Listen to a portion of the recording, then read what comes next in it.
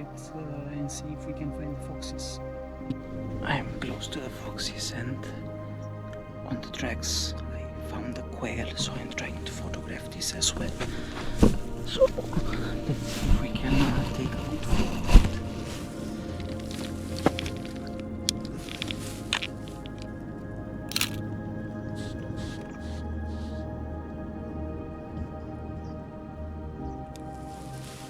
It's coming my way, so I think this is a great